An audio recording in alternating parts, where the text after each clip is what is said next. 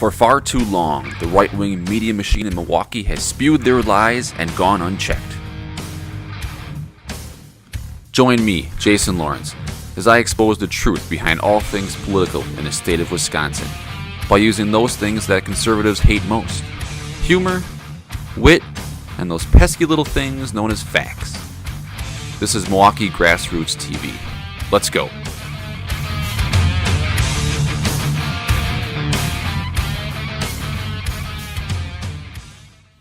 Alright, so back in 2010, when Jim Doyle and the Democrats were in charge, they used to actually listen to the students. And what they wanted was sex education. So the Democrats came up with the Healthy Youth Act, which required human sexual instruction in schools to be medically accurate, age-appropriate, and comprehensive. Sounds pretty common sense, right? Which is exactly why Republican Senator Mary Lozick hated it so much. So you see, the good senator thinks it's okay for students to learn about Jesus in public schools. She doesn't think they should have the right to learn the basic facts about sex. But you see, Senator Lozick is also pro-gun. She believes very much in the right to concealed carry, and it doesn't bother her at all if someone walks around in public with a deadly weapon stuffed down their pants. But she's also anti-sex education, and she doesn't think you should have the right to know why you might want to have one of these stuffed down your pocket. So because the senator absolutely could not stand the fact that kids were having frank conversations about sex in school, she decided to change things. With the help of Senator Lozick, the Healthy Youth Act was repealed, and mandatory comprehensive sex education in Wisconsin became a thing of the past. So now if a teen has questions about sexuality, they're being forced to go elsewhere for answers. But what they are learning about in health class are the financial benefits of marriage and the fun of abstinence. And abstinence-only sex education? Well, that's kind of an oxymoron, isn't it? And now, 2 years later, Senator Lozick's vendetta against all things sex has taken a new turn.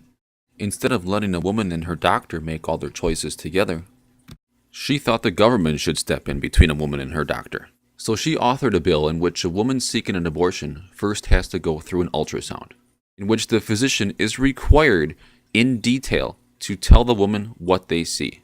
In essence, shaming her first. All this coming from a politician who doesn't believe in Obamacare, because she said she doesn't think the government should have any say-so in anyone else's health care.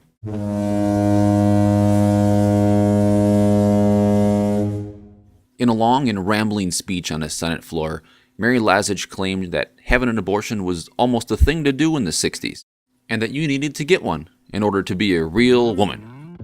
Too bad they weren't made legal till 1973.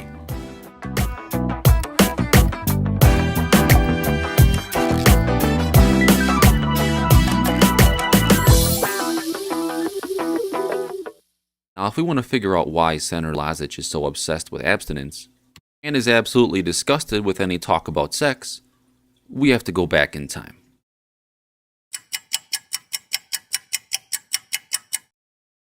And first sin was intercourse. First sin was intercourse. I didn't sin, Mama.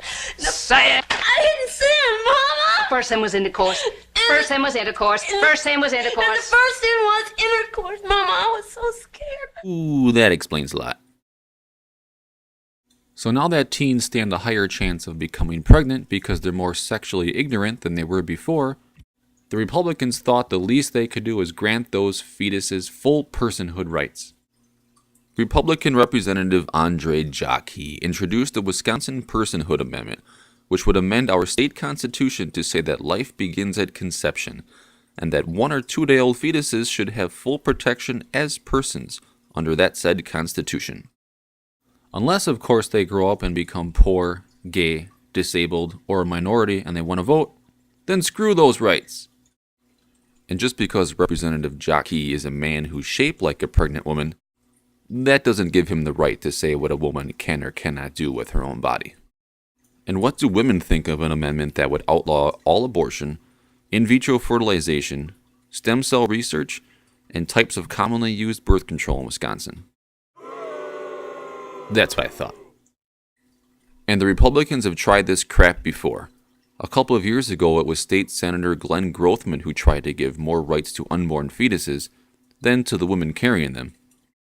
Pretty ballsy coming from a guy who at the time had no children, was unmarried, and was living in his mother's basement. Really. But the true father of the personhood movement in Wisconsin is Scott Walker. In 1997, Scott Walker authored Wisconsin's first personhood bill that would have defined a child as a fetus at the time of fertilization, and also would have banned all abortions after 20 weeks, even in cases of rape, incest, and when the mother's health was in jeopardy. Well, as of right now, Senator Lazich's anti-choice bill is caught up in the courts, and the personhood movement is gaining little traction. But be warned, if we don't keep standing up to the hypocrites in Madison, they'll double-cross you in a heartbeat.